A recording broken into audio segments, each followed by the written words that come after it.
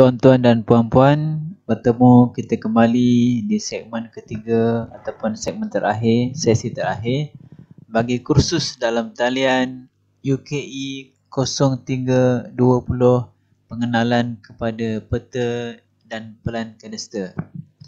Di segmen ketiga ini kita akan melihat kepada topik-topik yang terakhir, iaitu tentang pelan pelbagai, tentang pelan perhitungan, pelan warta, tentang peta kadaster, peta utility dan kaedah penyimpanan dan pemeliharaan peta dan pelan, dan kita rangkumkan. Topik yang kelima adalah tentang pelan pelbagai, PP. Kalau tuan-tuan dan puan-puan lihat di dalam slide itu, contohnya adalah PP201, iaitu pelan ini bagi menunjukkan pelan bagi ukuran stesen seismologi di Bukit Keledang, Mukim Hulu Kinta, daerah Kinta, Perak. Seperti biasa, pelan sebegini ditunjukkan arah utara, ya. Kemudian di dalam gambar rajah juga ditunjukkan bearing dan jarak bagi garisan-garisan yang terbabit. Selainnya juga ditunjukkan skala. Contoh di sini adalah skala 8 rantai seinci dan sheet piawai 634. Pelan ini adalah pelan yang agak lama. Kalau kelihatan di situ adalah pelan tahun 1979 yang masih menggunakan nilai lama, bukan nilai SI. Dan juga dalam pelan juga ditulis nombor fail Jabatan Ukur, iaitu PUPK 19-79, dan juga ditulis si pengukur, iaitu Encik Abu Bakar bin Nur Rashid dan Ahmad Tarmizi bin Bastani. Dan pelan ini siap, iaitu tarikhnya pada 3 hari bulan 4 1979. Juga dinyatakan buku kerja luar, iaitu 962 dan 28531. Dalam pelan ini juga dinyatakan pelukis dan pemeriksa. Dan seterusnya di bawah sekali ditulis jilid kiraan nombor 1396, muka surat 239 dan 240. Jadi sebenarnya pelan pelbagai adalah pelan yang dilukis selain daripada pelan ukuran untuk tujuan hak milik. Ya, dia semacam pelan warta, iaitu kalau di sini tadi stesen seismologi di Bukit Keledang.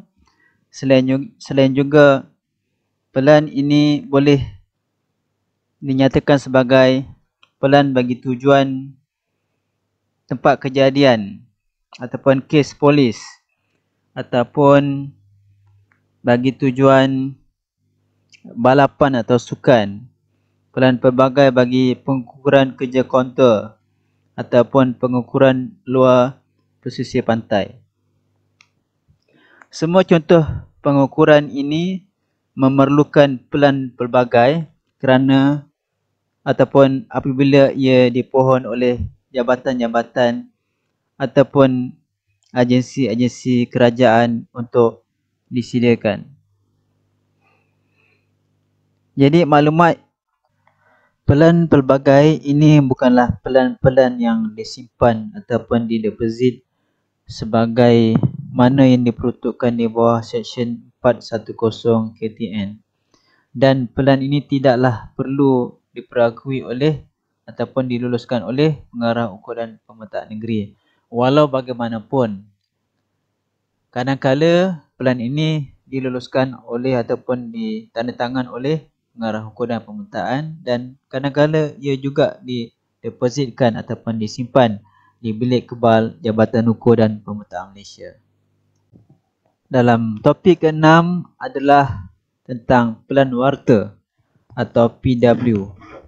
Di gambar rajah ditunjukkan PW bernombor 1689.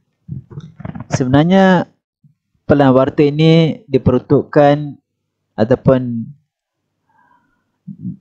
di bawah KTN ataupun di bawah seksyen 62, 63 dan 64 Kanun Tanah Negara.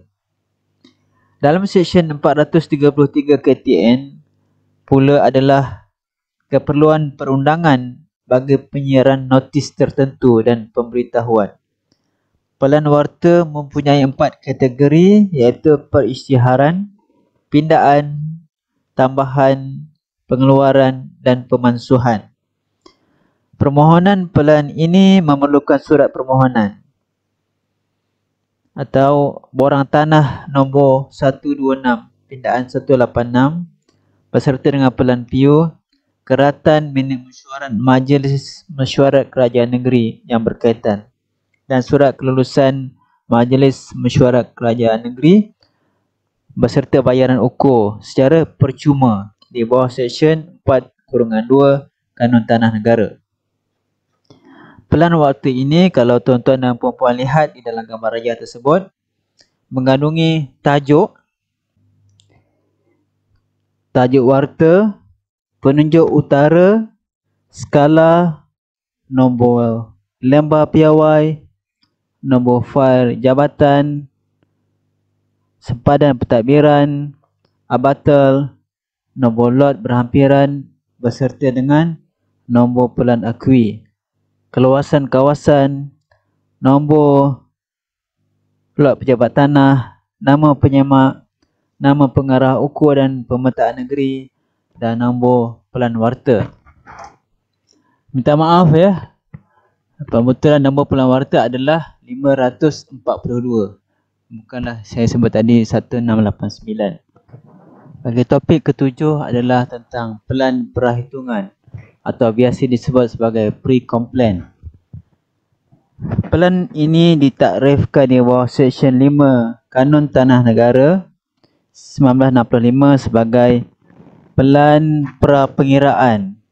Artinya suatu pelan susun atur lot-lot yang menunjukkan sempadan-sempadan baru yang dicanangkan dan kawasan-kawasan lot-lot itu yang berasaskan pengiraan dari data ukur yang ada dan data relevan yang lain, di mana salah satu tutup pengiraan linear adalah tidak kurang dari 1/4000.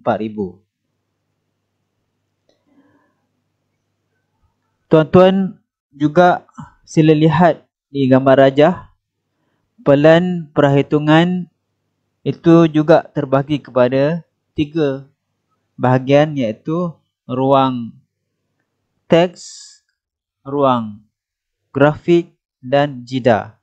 Ini adalah standard bagi peta dan pelan. Dan pelan perhitungan ini biasanya dibuat oleh jurukur tanah besin. Di situ dilihat namanya adalah jurukur radian. Dan juga kebiasaannya ditulis skala dan juga petunjuk dan tanda tangan. Malah dalam pelan perhitungan juga dikepilkan bersekali pelan kunci dan pelan tapak. Dan biasanya akan dilorek dengan garisan merah.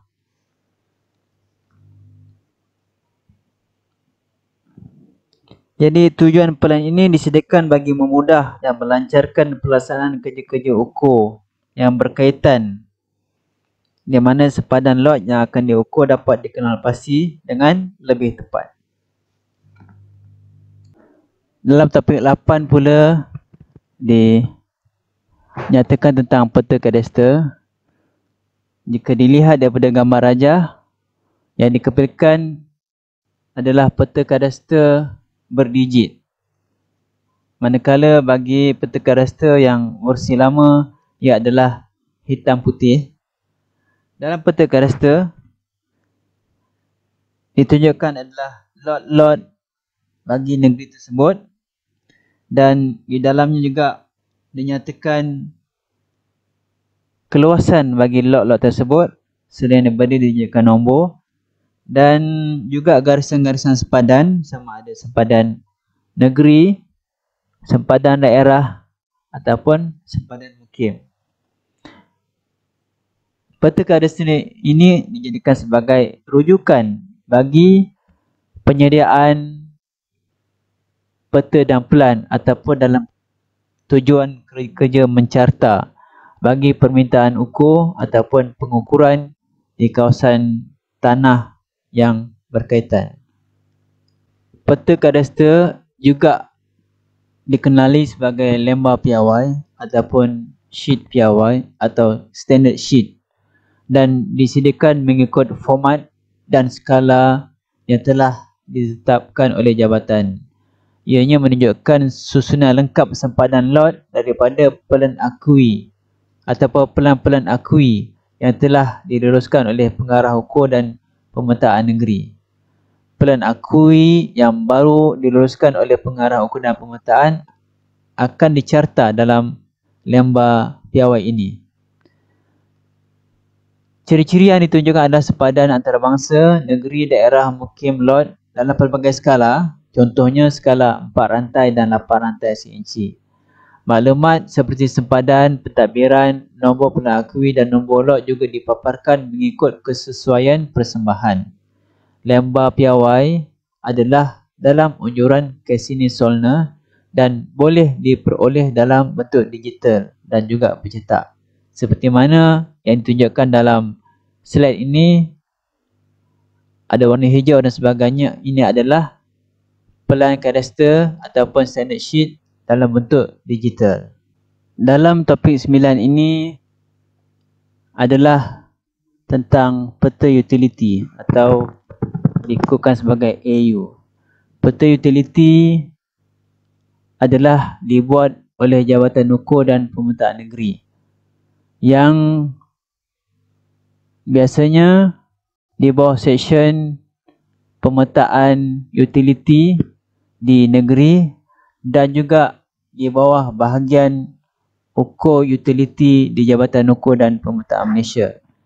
Peta utility ini disediakan mengikut keperluan yang tertentu, dan seperti biasa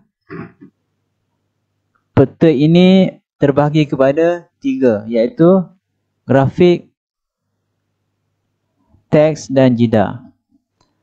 Dalam peta utility, ia lebih terperinci kerana melibatkan utility yang biasanya terbagi kepada 6 jenis yang utama, iaitu telekomunikasi, air, kumbahan, gas minyak dan juga utility lain yang berkaitan. Peta ini berwarna-warni, tidak seperti mana pelan yang biasanya hitam putih. Dan peta ini juga didepositkan di Jabatan Ukur dan Pemetaan Malaysia. Kebanyakan peta dan pelan sebenarnya memang didepositkan atau disimpan di Jabatan Ukur dan Pemetaan Malaysia. Dan kebanyakannya masih utuh, walaupun sejak tahun 1885 kewujudan Jabatan Ukur, pada tahun berkenaan sehingga sekarang masih ada peta-peta dan pelan-pelan lama yang tersimpan di bilik kebal Jabatan Ukur dan Pemetaan Malaysia. Ia sentiasa dipelihara dengan baik, dan kalau tuan-tuan dapat peluang melihat bilik kebal tersebut, memang dipersiapkan dengan keselamatan yang tinggi.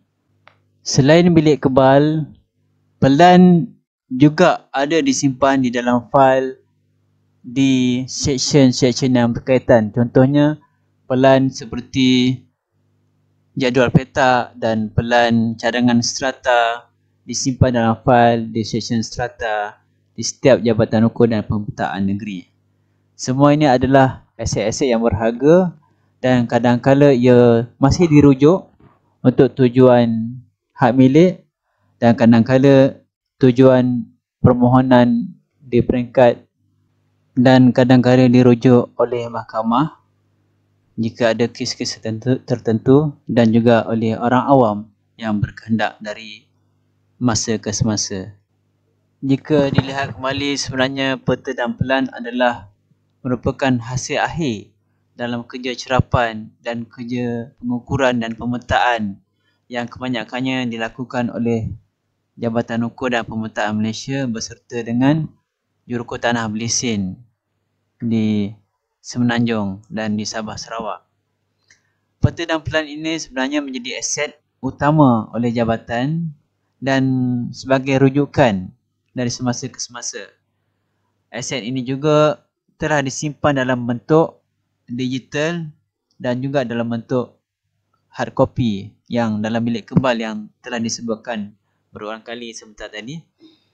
Dan pelan-pelan serta peta ini sama ada digital atau sebaliknya ia menjadi tunjang dalam penyediaan big data masa kini dalam keperluan dan untuk masa depan bagi kelestarian pembangunan negara Malaysia ini. Sekian berakhir di sini bagi kursus pengenalan kepada peta dan pelan Anjuran Instone. Sekian, terima kasih.